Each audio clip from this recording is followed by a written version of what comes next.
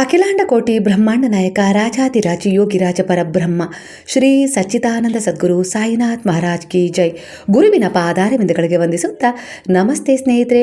ಗುರು ಪೂರ್ಣಿಮೆಯ ಹಾರ್ದಿಕ ಶುಭಾಶಯಗಳು. ಇಂದಿನ ಕಾಲದಲ್ಲಿ ಹಲವರು ದೇವರನ್ನು ಹುಡುಕ್ತಾರೆ, ದೇವಸ್ಥಾನಗಳಿಗೂ ಹೋಗ್ತಾರೆ, ಪೂಜೆಗಳನ್ನು ಮಾಡ್ತಾರೆ, ವ್ರತಗಳನ್ನು ಆಚರಿಸ್ತಾರೆ. ಆದರೆ ಒಂದೇ ಒಂದು ಸತ್ಯವನ್ನು ನಾವು ಮರಿಬಾರದು. ದೇವರ ಕಡೆಗೆ ನಮ್ಮನ್ನು ಕರೆದೊಯ್ಯುವರು ಗುರು. ಆದ್ದರಿಂದಲೇ ಭಾರತೀಯ ಸಂಸ್ಕೃತಿಯಲ್ಲಿ ಗುರು ಬ್ರಹ್ಮ, ಗುರು ವಿಷ್ಣು, ಗುರುದೇವೋ ಮಹೇಶ್ವರ, ಗುರು ಸಾಕ್ಷಾತ್ ಪರಬ್ರಹ್ಮ ಎಂದು ಗುರುವನ್ನು ಪರಬ್ರಹ್ಮನ ಸ್ವರೂಪವೆಂದು ಕೊಂಡಾಡಲಾಗಿದೆ. ನಮ್ಮ ಜೀವನದಲ್ಲಿ ಮೊದಲ ಗುರು ತಾಯಿ, ನಂತರ ತಂದೆ, ಶಿಕ್ಷಕರು ಮತ್ತು ಜೀವನದ ಸತ್ಯವನ್ನು ತಿಳಿಸುವ ಸದ್ಗುರು. ಅವರು ನಮ್ಮ ಕತ್ತಲೆಯ ಅಜ್ಞಾನವನ್ನು ದೂರ ಮಾಡಿ ನಮ್ಮಲ್ಲಿರುವ ಅನೇಕ ರೀತಿಯ ದೋಷಗಳನ್ನು ದೂರ ಮಾಡ್ಕೊಳ್ಳೋಕ್ಕೆ ನಮಗೆ ದಾರಿ ಮಾಡಿಕೊಡ್ತಾರೆ. ಅಂದರೆ ಜ್ಞಾನದ ಬೆಳಕನ್ನು ಹಚ್ಚುತ್ತಾರೆ. ದೇವರು ನಮ್ಮ ಮುಂದೆ ಕಾಣಿಸದೇ ಇರಬಹುದು, ಆದರೆ ಗುರು ನಮ್ಮ ಕೈ ಹಿಡಿದು ದೇವರ ಹತ್ತಿರ ಕರ್ಕೊಂಡು ಹೋಗ್ತಾರೆ. ಅಂದರೆ ದೇವರ ದಾರಿಯನ್ನು ನಮಗೆ ತೋರಿಸ್ತಾರೆ. ಆದ್ದರಿಂದ ಗುರು ದೇವರಿಗಿಂತಲೂ ಶ್ರೇಷ್ಠರು ಎಂದು ನಮ್ಮ ಶಾಸ್ತ್ರಗಳು ಹೇಳ್ತವೆ. ಇಲ್ಲಿ ಒಂದು ಪ್ರಸಿದ್ಧವಾದ ಕಥೆಯನ್ನು ನೀವು ಕೇಳಿರ್ಬೋದು. ಸಂತ ಕಬೀರದಾಸರಿಗೆ ಒಂದು ಪ್ರಶ್ನೆ ಕೇಳಲಾಗತ್ತೆ. ಒಂದೇ ಸಮಯದಲ್ಲಿ ದೇವರು ಮತ್ತು ಗುರು ಇಬ್ಬರೂ ನಿಮ್ಮ ಮುಂದೆ ಬಂದರೆ ಮೊದಲು ಯಾರಿಗೆ ನೀವು ನಮಸ್ಕಾರ ಮಾಡ್ತೀರಾ ಅಂತ ಹೇಳಿ. ಆಗ ಕಬೀರರು ಹೇಳ್ತಾರೆ, ಮೊದಲು ನನ್ನ ಗುರುಗಳಿಗೆ ನಮಸ್ಕಾರ ಮಾಡ್ತೀನಿ. ಯಾಕಂದರೆ ಆ ದೇವರನ್ನು ನನಗೆ ಪರಿಚಯಿಸಿದವರೇ ನನ್ನ ಗುರು. ಅಂದರೆ ಒಳ್ಳೆಯ ಉದ್ದೇಶದ ಕರ್ಮಗಳನ್ನು ಮಾಡಿದರೆ ನಿನ್ನಲ್ಲಿರುವ ದೋಷಗಳನ್ನು ಕಳ್ಕೊಂಡು ನೀನು ಆ ದೇವರ ಸನಿಹ ಹೋಗ್ತೀಯಾ, ಅಂದರೆ ಅವರ ಕೃಪೆಗೆ ಪಾತ್ರರಾಗ್ತೀಯಾ ಅಂತೇಳಿ ನನಗೆ ಪರಿಚಯ ಮಾಡಿಸಿದ್ದೆ, ತೋರಿಸಿಕೊಟ್ಟದ್ದೇ ನನ್ನ ಗುರು ಅಂತೇಳಿ ಈ ಮಾತಿನಲ್ಲಿ ಗುರುಗಳ ಮಹಿಮೆ ಅಡಗಿದೆ ಅಲ್ವಾ. ಇದನ್ನು ನೀವು ತಿಳ್ಕೊಂಡ್ರಲ್ವ. ಹಾಗೆ ಮಹಾಭಾರತದಲ್ಲಿ ಶ್ರೀಕೃಷ್ಣನೇ ಜಗದ್ಗುರು. ಅರ್ಜುನನು ಯುದ್ಧ ಭೂಮಿಯಲ್ಲಿ ಗೊಂದಲಕ್ಕೆ ಒಳಗಾದಾಗ ಅವನಿಗೆ ಜ್ಞಾನ ನೀಡಿದ್ದು ಶ್ರೀಕೃಷ್ಣ.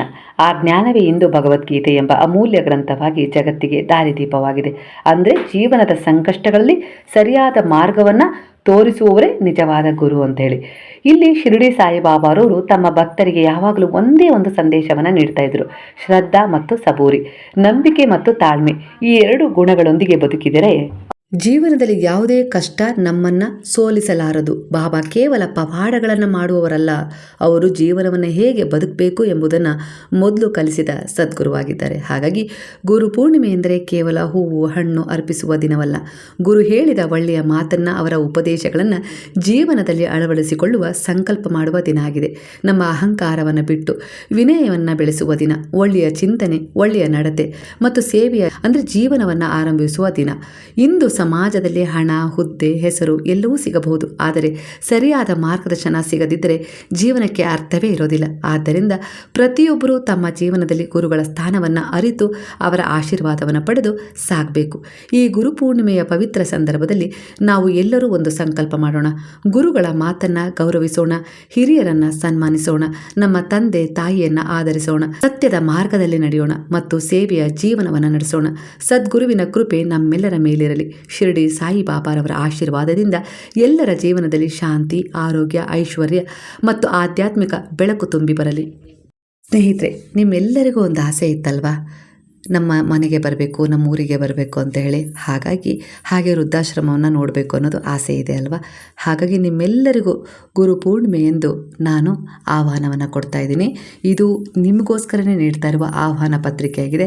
ಖಂಡಿತ ಬನ್ನಿ, ನಾವೆಲ್ಲರೂ ಸೇರಿ ಶ್ರೀ ಶಿರಡಿ ಸಾಯಿಬಾಬಾರವರ ದೇವಸ್ಥಾನದಲ್ಲಿ ಅವರ ಸೇವೆಯನ್ನು ಮಾಡೋಣ. ಅವತ್ತಿನ ದಿನ ಒಂದು ರುದ್ರ ಹೋಮವನ್ನು ಇಟ್ಕೊಂಡಿದ್ದೀನಿ. ನನ್ನ ಅಭಿಪ್ರಾಯದಲ್ಲಿ ಯಾಗ, ಯಜ್ಞ, ಹೋಮ ಇವುಗಳನ್ನು ಲೋಕ ಕಲ್ಯಾಣಾರ್ಥವಾಗಿ ಮಾಡಬೇಕಂತೆ, ನಾನು ಅನ್ನುವ ಸ್ವಾರ್ಥದಿಂದ ಮಾಡಬಾರ್ದಂತೆ. ಅದು ನನ್ನ ನಂಬಿಕೆ. ಹಾಗಾಗಿ ಇಲ್ಲಿ ಈ ಸಾಯಿ ಕುಟುಂಬಕ್ಕೋಸ್ಕರ ಯಾರೆಲ್ಲ ಈ ಸಾಯಿ ಕುಟುಂಬದೊಂದಿಗೆ ಜೋಡಣೆಯಾಗಿದ್ದೀರೋ, ಹಾಗೆ ಇನ್ನೂ ಕೂಡ ಜೋಡಣೆ ಆಗ್ತಾ ಇದ್ದಾರೆ, ಹಾಗೆ ಈ ಜಗತ್ತಿನ ಒಂದು ಕಲ್ಯಾಣಕ್ಕೋಸ್ಕರನೂ ನಾನು ಬಾಬಾರವರಲ್ಲಿ ಪ್ರಾರ್ಥನೆಯನ್ನು ಮಾಡಿಕೊಂಡು ಸಂಕಲ್ಪವನ್ನು ಮಾಡಿ ಈ ರುದ್ರ ಹೋಮವನ್ನು ಇಟ್ಕೊಳ್ತಾ ಇದ್ದೀನಿ. ಎಲ್ಲರಿಗೂ ಒಳ್ಳೆಯದಾಗಲಿ. ಪ್ರತಿಯೊಬ್ಬರಿಗೂ ಕೂಡ ಈ ಒಂದು ಹೋಮದ ಆಶೀರ್ವಾದ, ಕೃಪೆ ಸಿಗತ್ತೆ. ನಿಮ್ಮ ಜೀವನದಲ್ಲಿರುವ ಅನೇಕ ರೀತಿಯ ಸಮಸ್ಯೆಗಳಾಗಿರ್ಬೋದು, ಎಂಥದ್ದೇ ಒಂದು ಕ್ಲಿಷ್ಟ ಪರಿಸ್ಥಿತಿಯನ್ನು ನೀವು ಎದುರಿಸ್ತಾ ಇದ್ದೀರ, ಅದು ಅನಾರೋಗ್ಯ ಸಮಸ್ಯೆ ಆಗಿರ್ಬೋದು, ಇನ್ನು ಯಾವುದೇ ರೀತಿ ಸಮಸ್ಯೆಯಲ್ಲಿದ್ದರೂ ಕೂಡ ನಿಮ್ಮೆಲ್ಲರ ಪರವಾಗಿ ನಿಮ್ಮೆಲ್ಲರಿಗೂ ಒಳ್ಳೆಯದಾಗಬೇಕು ಅನ್ನೋ ಒಂದು ಸದುದ್ದೇಶದಿಂದ ಈ ಹೋಮವನ್ನು ನಾವು ಮಾಡ್ತಾಯಿದ್ದೀವಿ. ಈ ಹೋಮದಲ್ಲಿ ನೀವು ಪಾಲ್ಗೊಳ್ಬೋದು. ಖಂಡಿತ ನಾನು ಈ ಒಂದು ಕಾರ್ಡಲ್ಲೇ ಒಂದು ವಿಳಾಸವನ್ನು ಕಳಿಸಿರ್ತೀನಿ. ನನ್ನ ನನ್ನ ಫೋನ್ ನಂಬರ್ ಕೂಡ ನಿಮ್ಮ ಹತ್ರ ಇದೆ, ಅದನ್ನು ಕೂಡ ನಾನು ಇಲ್ಲಿ ಶೇರ್ ಮಾಡಿರ್ತೀನಿ. ನೀವು ಬರುವುದಾದರೆ ನನಗೆ ಫೋನ್ ಮಾಡಿ ತಿಳಿಸಿ. ಯಾಕಂದರೆ ನೀವು ದೂರದಿಂದ ಬರ್ತಾ ಇರ್ತೀರಲ್ವ, ನಿಮಗೆ ಉಳಿದುಕೊಳ್ಳುವ ವ್ಯವಸ್ಥೆಯನ್ನು ಕೂಡ ನಾನು ಮಾಡಿರ್ತೀನಿ. ಯಾವುದೇ ರೀತಿ ಸಂದೇಹ ಬೇಡ. ಇಲ್ಲಿ ನಾವು ಹೋದರೆ ಏನಾಗ್ಬೋದು, ಹಾಗೆ ಹೀಗೆ ಅಂದರೆ ಉಳಿದುಕೊಳ್ಳೋಕೆ ವ್ಯವಸ್ಥೆ ಇರುತ್ತಾ, ಆ ಥರ ಏನು ಚಿಂತೆ ಮಾಡಬೇಡಿ. ನಾವು ಹೇಗಿದ್ದರೂ ವೃದ್ಧಾಶ್ರಮವನ್ನು ಆರಂಭ ಮಾಡಿದ್ದೀವಲ್ವ, ಅಲ್ಲಿ ಎಲ್ಲರಿಗೂ ಉಳಿದುಕೊಳ್ಳುವ ವ್ಯವಸ್ಥೆ ಇದೆ. ಖಂಡಿತ ನೀವು 28ನೇ ತಾರೀಕು ಬಂದು ನೀವು ಅಲ್ಲಿ ರಾತ್ರಿ ಸ್ಟೇ ಆಗಿ ಮಾರನೇ ದಿನ ನೀವು ಸ್ನಾನ ಎಲ್ಲ ತಿಂಡಿ ಮುಗಿಸ್ಕೊಂಡು ಪೂಜೆಗೆ ಆರಾಮಾಗಿ ಬರ್ಬೋದು. ಈ ರೀತಿ ವ್ಯವಸ್ಥೆನ ನಾನು ನಿಮ್ಮೆಲ್ಲರಿಗೂ ಮಾಡಿದ್ದೀನಿ. ಎಲ್ಲರೂ ಬರ್ಬೋದು. ಆದರೆ ಒಂದು ವಿಚಾರ, ನೀವು ಯಾರೆಲ್ಲ ಬರ್ತೀರೋ ಅವರು ನನಗೆ ಫೋನ್ ಮಾಡಿ ತಿಳಿಸಿದರೆ ಒಳಿತಾಗತ್ತೆ. ಯಾಕಂದರೆ ನಿಮಗೊಂದು ವ್ಯವಸ್ಥೆ ಮಾಡಬೇಕಲ್ವ. ಇಷ್ಟು ಜನ ಅಂತೇಳಿ ಬಂದರೆ ನನಗೂ ಕೂಡ ಒಂದು ಲೆಕ್ಕ ಸಿಗುತ್ತೆ. ಹಾಗಾಗಿ ನೀವು ನನಗೆ ಎಲ್ಲರೂ ಕೂಡ ಬರ್ತೀವಾ ಇಲ್ವಾ ಅನ್ನೋದನ್ನು ತಿಳಿಸಿ. ಈ ಒಂದು ಬಾಬಾರವರ ಸೇವೆಗೆ, ಗುರು ಪೂರ್ಣಿಮೆಯ ಮಹೋತ್ಸವಕ್ಕೆ ನಾನು ಇದೇ ರೀತಿ ನಿಮಗೊಂದು ಆಹ್ವಾನ ಪತ್ರಿಕೆಯನ್ನು ಕಳಿಸ್ತಾ ಇದ್ದೀನಿ. ಈ ಪತ್ರಿಕೆಯನ್ನು ನೀವು ಸ್ವೀಕಾರ ಮಾಡಬೇಕಂದ್ರೆ ಇದು ಗುರುವಿನ ಒಂದು ನಿಮಗೋಸ್ಕರ ಕರೆಯಾಗಿದೆ. ಬಾಬಾರವರೇ ನಿಮ್ಮನ್ನು ಕರೀತಾ ಇದ್ದಾರೆ. ಖಂಡಿತವಾಗಿಯೂ ಈ ಸೇವೆಗೆ ಬನ್ನಿ ಅಂತೇಳಿ ನಾನು ನಿಮ್ಮಲ್ಲಿ ಕೋರಿಕೆಯನ್ನು ಮಾಡ್ತಾ ಇದ್ದೀನಿ. ನಾವೆಲ್ಲರೂ ಸೇರಿ, ಸಾಯಿ ಕುಟುಂಬದವರೆಲ್ಲರೂ ಸೇರಿ ಬಾಬಾರವರ ಈ ಒಂದು ಗುರುಪೂರ್ಣಿಮೆಯ ಮಹೋತ್ಸವವನ್ನು ನಮ್ಮ ಕೈಲಾದ ಮಟ್ಟಿಗೆ ಒಂದು ಸಾತ್ವಿಕ ಸತ್ಕರ್ಮ ಸದ್ಭಾವನೆಗಳನ್ನು ಒಟ್ಟುಗೂಡಿಸ್ಕೊಂಡು ಮಾಡೋಣ. ಅವರ ಉಪದೇಶಗಳನ್ನು ನಮ್ಮ ಜೀವನದಲ್ಲಿ ಅಳವಡಿಸ್ಕೊಂಡು ನಮ್ಮ ಜೀವನವನ್ನು ಸಾರ್ಥಕಪಡಿಸ್ಕೊಳ್ಳೋಣ.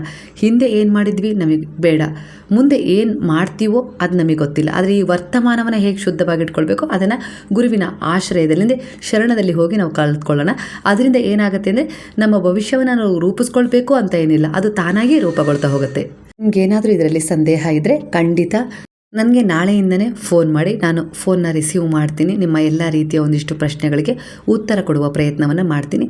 ಖಂಡಿತ ನೀವು ಬಾಬಾರವರ ಸೇವೆಯಲ್ಲಿ ಪಾಲ್ಗೊಳ್ಬೇಕು ಅನ್ನೋದು ನನ್ನ ಆಸೆಯಾಗಿರುತ್ತೆ. ಇವೆಲ್ಲ ನನ್ನ ಕುಟುಂಬ ಅಲ್ವಾ, ಸಾಯಿ ಕುಟುಂಬ ಅಲ್ವಾ. ನಾವೆಲ್ಲರೂ ಯಾವುದೋ ಒಂದು ಋಣಾನುಬಂಧ ಇದ್ದದ್ದಕ್ಕೆ ನಾವು ಈ ರೀತಿಯಾಗಿ ನನ್ನಿಂದ ನೀವೇನೋ ಕಲ್ತಿದ್ದೀರಾ, ನಿಮ್ಮಿಂದ ನಾನೇನೋ ಕಲ್ತಿದ್ದೀನಿ, ಒಬ್ರಿಗೊಬ್ರು ಭರವಸೆಯಾಗಿ ಜೀವನದಲ್ಲಿ ಒಂದು ಬಾಬಾರವರ ಉಪದೇಶಗಳನ್ನು ಅಳವಡಿಸ್ಕೊಂಡು ನಾವೆಲ್ಲರೂ ಪರಿವರ್ತನೆಯಾಗಿ ಒಂದು ಒಳ್ಳೆಯ ಉದ್ದೇಶದ ಕರ್ಮದತ್ತ ಸಾಗ್ತಾ ಇದ್ದೀವಲ್ವ. ಇದಕ್ಕೆಲ್ಲ ಕಾರಣ ಗುರುವಿನ ಕರುಣೆ, ದಯೆ, ಪ್ರೇಮವಾಗಿದೆ. ಅವರು ನಮ್ಮ ಜೀವನದಲ್ಲಿ ಬಂದ ಮೇಲೆ ತಾನೇ ನಾವು 0ಯಿಂದ ಸಂಖ್ಯೆಯಾಗಿ ಬದಲಾಗಿದ್ದು. ಅಂದರೆ ನಮ್ಮನ್ನು ನಾವು ಏನು ಅಂತೇಳಿ ಅರ್ಥ ಮಾಡ್ಕೊಂಡಿದ್ದು. ಹಾಗೆ ಕೆಲವೊಂದಿಷ್ಟು ಪರಿಸ್ಥಿತಿಗಳನ್ನು, ಸಮಯ ಸಂದರ್ಭಗಳನ್ನು ಹೇಗೆ ಎದುರಿಸಬೇಕು, ಹೇಗೆ ಸಂಭಾಳಿಸಬೇಕು ಅನ್ನೋದನ್ನು ಕಲ್ತಿದ್ದು ಅಲ್ವಾ.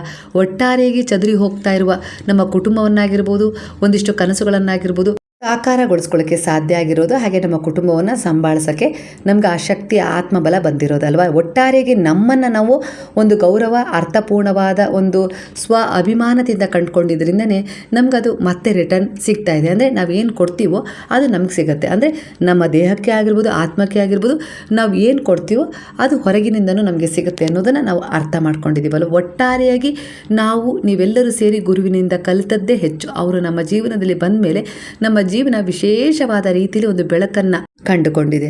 ಹಾಗಾಗಿ ಭಗವಂತನ ಇಚ್ಛೆ ಇಲ್ಲದೆ ಒಂದು ಹುಲ್ಲುಕಡ್ಡಿನೂ ಜರದಾಡೋದಿಲ್ಲ ಅಂತಾರೆ.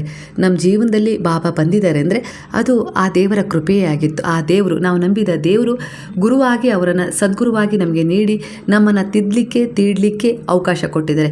ಆ ಗುರುವಿನ ಮೂಲಕ ಶಿಕ್ಷಣ, ಹಾಗೆ ಕೆಲವು ದೋಷಗಳನ್ನು ಕಳ್ಕೊಂಡು, ಹಾಗೆ ನಿಮ್ಮ ಜೀವನದಲ್ಲಿರುವ ಅನೇಕ ರೀತಿಯ ಸಮಸ್ಯೆಗಳನ್ನು ಎದುರಿಸಿ ನಿಲ್ತೀರಾ. ಅಸಂಭವ ಅಂದ್ಕೊಂಡಿದ್ದನ್ನು ಕೂಡ ಸಂಭವವಾಗಿಸ್ಕೊಳ್ತೀರಾ ಅನ್ನೋ ರೀತಿಯಲ್ಲಿ ನಮಗೆ ದಾರಿ ತೋರಿಸಿದರೆ ನಮ್ಮ ದೇವರು ಅಲ್ವಾ. ದೇವರೇ ನಮಗೆ ಗುರುವಾಗಿ ಬಂದಿದ್ದಾರೆ. ಆ ಗುರುವಿನಿಂದ ಮತ್ತೆ ನಾವು ದೇವರ ಬಳಿ ಹೋಗ್ತೀವಿ. ಇಷ್ಟೇ ವ್ಯತ್ಯಾಸ ಸ್ನೇಹಿತರೆ. ಇದನ್ನು ಭಗವದ್ಗೀತೆಯಲ್ಲಿ ಶ್ರೀಕೃಷ್ಣ ಹೇಳಿದ್ದು ಹಾಗೆ, ಸಾಯಿಬಾಬಾ ಸರಳ ಭಾಷೆಯಲ್ಲಿ ಹೇಳಿದ್ದು ಹಾಗೆ ಅಲ್ವಾ. ಒಂದು ಒಳ್ಳೆಯ ಮನಸ್ಸು, ಮನುಷ್ಯತ್ವ, ಮಾನವೀಯತೆ, ದಯೆ, ಕರುಣೆ, ಪ್ರೇಮ, ಸೇವೆಯ ಮೂಲಕ ನಾವು ಆ ಭಗವಂತನಲ್ಲಿ ಶರಣಾದರೆ ಖಂಡಿತ ಆ ಭಗವಂತನ ಕೃಪೆಗೆ ನಾವು ಪಾತ್ರರಾಗ್ತೀವಿ. ಅದೇ ದಾರಿಯನ್ನು ನಮಗೆ ಬಾಬಾ ತೋರಿಸ್ಕೊಟ್ಟಿದ್ದಾರೆ. ಹಾಗೆ ನಾವು ಈ ಒಂದು ಹೋಮವನ್ನು ಲೋಕ ಕಲ್ಯಾಣಕ್ಕೋಸ್ಕರ, ಅಂದರೆ ನಮಗೋಸ್ಕರನೇ ಅಷ್ಟೇ ಅಲ್ಲ, ಮನುಷ್ಯರಿಗೋಸ್ಕರ, ಪ್ರಾಣಿ, ಪಕ್ಷಿ, ಮರ, ಗಿಡ, ಜೀವ, ಜಲಚರ ಇವೆಲ್ಲದರ ಪರವಾಗಿ ನಾವು ಈ ರುದ್ರ ಹೋಮವನ್ನು ಮಾಡೋಣ. ನಮ್ಮನ್ನು ಸಾಕ್ತಾ ಇರುವ ಈ ಪ್ರಕೃತಿಗೂ ಕೂಡ ನಾವು ಒಂದು ಕೃತಜ್ಞತೆಯನ್ನು ಸಲ್ಲಿಸುವ ಅವಕಾಶ ನಮಗೆ ಸಿಕ್ಕಿದೆ ಅಲ್ವಾ. ಹಾಗಾಗಿ ನಾವೆಲ್ಲರೂ ಸೇರಿ ಈ ಗುರುಪೂರ್ಣಿಮೆಯ ಮಹೋತ್ಸವದಲ್ಲಿ ಪಾಲ್ಗೊಂಡು ಗುರುವಿನ ಸೇವೆಯನ್ನು ಮಾಡೋಣ. ನಮ್ಮನ್ನು ಬದಲಾಯಿಸಿಕೊಳ್ಳುವ ರೀತಿಯಲ್ಲಿ ನಾವು ಒಂದು ಒಳ್ಳೆಯ ಉದ್ದೇಶದ ಕರ್ಮದಡೆಗೆ ಸಾಗಿದರೆ ಗುರು ನಮ್ಮಿಂದ ಒಂದು ಕಾಣಿಕೆಯನ್ನು ಸ್ವೀಕರಿಸೋದು ಅದೇ. ಅಂದರೆ ನನಗೇನಾದರೂ ಒಂದು ರೂಪದಲ್ಲಿ ದಾನ ಕೊಡಿ ಅನ್ನೋದು ಕೇಳೋದಕ್ಕಿಂತ ನೀವು ಬದಲಾಗಿ, ಅದೇ ನನಗೆ ಸೇವೆ ಆಗುತ್ತೆ ಅನ್ನೋದನ್ನು ಅವರಿಲ್ಲಿ ಬಯಸ್ತಾ ಇದ್ದಾರೆ. ಆ ಒಂದು ಪರಿವರ್ತನೆಯೊಂದಿಗೆ ಗುರುವಿನಲ್ಲಿ ಶರಣಾಗೋಣ. ಹಾಗಾದರೆ ಖಂಡಿತ ಬರ್ತಿರಲ್ವ. ನನ್ನ ವಿಳಾಸವನ್ನು ಮತ್ತೊಮ್ಮೆ ಇಲ್ಲಿ ತಿಳಿಸ್ತೀನಿ. ಶಿವಮೊಗ್ಗ ಡಿಸ್ಟಿಕ್ ಶಿಕಾರಿಪುರ ತಾಲೂಕು. ಶಿಕಾರಿಪುರದಲ್ಲಿ ನಾವಿರೋದು. ಆರ್ಯರಕೇರಿ ಅಂತ ಇದೆ, ಅಲ್ಲಿ ಸಾಯಿ ಸೇವಾ ಟ್ರಸ್ಟ್ ಇದೆ. ಹಾಗೆ ಅದರ ಪಕ್ಕದಲ್ಲಿ ವಿದ್ಯಾನಗರ ಅಂತ ಇದೆ, ಅಲ್ಲಿ ಶ್ರೀ ಸಾಯಿ ಸೇವಾ ವೃದ್ಧಾಶ್ರಮ ಇದೆ. ಹಾಗೆ ಶಿಕಾರಿಪುರದಲ್ಲಿ ಭದ್ರಾಪುರ ಅಂತೇಳಿ ಒಂದು ಚಿಕ್ಕ ಹಳ್ಳಿ ಇದೆ. ಅಂದರೆ ಈಗ ಶಿಕಾರಿಪುರ ಮತ್ತು ಭದ್ರಾಪುರ ಒಂದಾಗಿದೆ. ಅಂದರೆ 1.5 ಕಿಲೋಮೀಟ್ರ್ ದೂರ ಆಗುತ್ತೆ ಅಷ್ಟೇ. ಆಟೋದ ವ್ಯವಸ್ಥೆ ಇರುತ್ತೆ, ನಡ್ಕೊಂಡು ಕೂಡ ಹೋಗ್ಬೋದು. ಎಲ್ಲ ರೀತಿಯ ವ್ಯವಸ್ಥೆ ಇರುತ್ತೆ ನಿಮಗೆ ಅಲ್ಲಿಗೆ ಹೋಗಲಿಕ್ಕೆ. ನೀವು ನೇರವಾಗಿ ಬಾಬಾರವರ ಮಂದಿರಕ್ಕೆ ಬರ್ತೀನಿ ಅಂದರೆ ಶಿಕಾರಿಪುರ ಬಸ್ ಸ್ಟಾಪಲ್ಲಿ ಇಳಿದು ನೀವು ಭದ್ರಾಪುರದ ಹತ್ರ ಇರುವ ಒಂದು ರತ್ನಗಿರಿ ಲೇಔಟ್ ಸಾಯಿಬಾಬಾ ದೇವಸ್ಥಾನದ ಹತ್ರ ಕರ್ಕೊಂಡು ಹೋಗಿ ಅಂತ ಹೇಳಿ ಯಾರಿಗೆ ಆಟೋದವರಿಗೆ ಹೇಳಿದ್ರು ಕರ್ಕೊಂಡು ಬರ್ತಾರೆ. 60 ರೂಪಾಯಿ ತೊಗೊಳ್ತಾರೆ. ಇಲ್ಲ ನನ್ನನ್ನೇ ಮೀಟ್ ಆಗಬೇಕು ಅಂದರೆ ಆರ್ಯರಕೇರಿಗೆ ಕರ್ಕೊಂಡು ಹೋಗ್ರಿ ಅಂದರೆ ಆರ್ಯರಕೇರಿ ಇಂಡಿಯನ್ ಬ್ಯಾಂಕ್ ಪಕ್ಕ ಅಂತ ಹೇಳಿದರೆ ನಮ್ಮ ಮನೆ ಕರ್ಕೊಂಡು ಬರ್ತಾರೆ. ನಾನು ಸಂಪೂರ್ಣವಾದ ನನ್ನ ವಿಳಾಸವನ್ನು ಇಲ್ಲಿ ತಿಳಿಸಿರ್ತೀನಿ. ಹಾಗೆ ನನ್ನ ಫೋನ್ ನಂಬರ್ ಕೂಡ ನಿಮಗೆ ತಿಳಿದಿದೆ, ಅದನ್ನು ಇನ್ನೊಮ್ಮೆ ಹೇಳ್ತೀನಿ.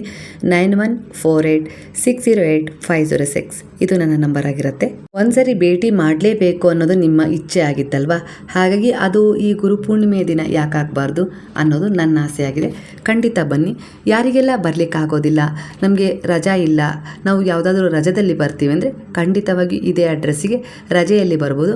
ಆಗಲೂ ಕೂಡ ನನ್ನ ಸಂಪರ್ಕ ಅಂದರೆ ನನ್ನ ಫೋನ್ನ ಸಂಪರ್ಕ ಮಾಡ್ಕೊಂಡು ಬನ್ನಿ. ಯಾಕಂದರೆ ಕೆಲವೊಂದು ಸರಿ ನಾನು ಮನೆಯಲ್ಲಿರೋದಿಲ್ಲ, ಯಾವುದಾದ್ರೂ ಊರಿಗೆ ಹೋಗಿದ್ರೆ, ಹಾಗಾಗಿ ಕೇಳಿಕೊಂಡು ಬನ್ನಿ ಆಯಿತಾ. ಸಾಯಿ ಕುಟುಂಬಕ್ಕಾಗಿ, ಲೋಕ ಕಲ್ಯಾಣಕ್ಕಾಗಿ, ಒಂದು ಪ್ರಕೃತಿ ಆಗಿರ್ಬೋದು, ಯಾವುದೇ ರೀತಿ ಒಂದು ಪ್ರಾಣಿ ಜೀವ ಜಂತು ಎಲ್ಲರಿಗೋಸ್ಕರ ಈ ರುದ್ರಹೋಮ ಇರುತ್ತೆ. ಯಾಕಂದರೆ ಬಾಬಾ ಹೇಳಿದ್ದು ಒಂದೇ ಮಾತು, ಸಬ್ಕಾ ಮಾಲಿಕ್ ಏಕ್ ಹೈ, ಎಲ್ಲರ ದೇವರು ಒಬ್ಬನೇ ಆಗಿದ್ದಾನೆ. ಅಂದರೆ ನಾವು ನಿಸ್ಸಹಾಯಕರ ಸೇವೆ ಮಾಡ್ತಾ ಇದ್ದೀವಿ ಅಂದರೆ ಅದು ಮಾಧವನ ಸೇವೆ ಮಾಡಿದ ಹಾಗೆ ಅಂತಲೇ ಬಾಬಾ ಹೇಳಿದ್ದು. ಹಾಗಾಗಿ ಅವರ ಉಪದೇಶಗಳಲ್ಲಿ ನಾವು ನಂಬಿಕೆ ಇಟ್ಟು ನಡೀತಾ ಇದ್ದೀವಿ ಅಂದರೆ ಖಂಡಿತ ಅವರ ಉಪದೇಶಗಳಿಂದ ನಮ್ಮ ಜೀವನದಲ್ಲಿ ನಾವು ಅನೇಕ ರೀತಿಯ ಒಂದು ವಿಶೇಷವಾದ ಒಂದು ಸ್ಥಾನಮಾನಗಳನ್ನು ಪಡ್ಕೊಳ್ಳೋಕ್ಕೆ ಆ ಗುರು ನಮಗೆ ದಾರಿ ತೋರಿಸ್ತಾರೆ ಅಲ್ವಾ. ಹಾಗಾದರೆ ನೀವೆಲ್ಲರೂ ಈ ಒಂದು ಗುರುಪೂರ್ಣಿಮೆಯ ಮಹೋತ್ಸವಕ್ಕೆ ಈ ಆಹ್ವಾನ ಪತ್ರಿಕೆಯನ್ನು ಸ್ವೀಕರಿಸಿದಿರಾ ಅಂತ ಹೇಳಿ ಅಂದ್ಕೊಳ್ತೀನಿ. ಖಂಡಿತ ಸ್ಪಂದಿಸಿ ನನಗೆ ಕರೆ ಮಾಡಿ, ಹಾಗೆ ಕಮೆಂಟಲ್ಲೂ ಕೂಡ ತಿಳಿಸ್ಬೋದು, ಹಾಗೆ ವಾಟ್ಸಪ್ಪಲ್ಲೂ ಕೂಡ ನೀವು ನನಗೆ ಮೆಸೇಜ್ ಮಾಡ್ಬೋದು. ಹಾಗಾದರೆ ಈಗೆಲ್ಲರೂ ಸೇರಿ ಹೇಳೋಣವಾ?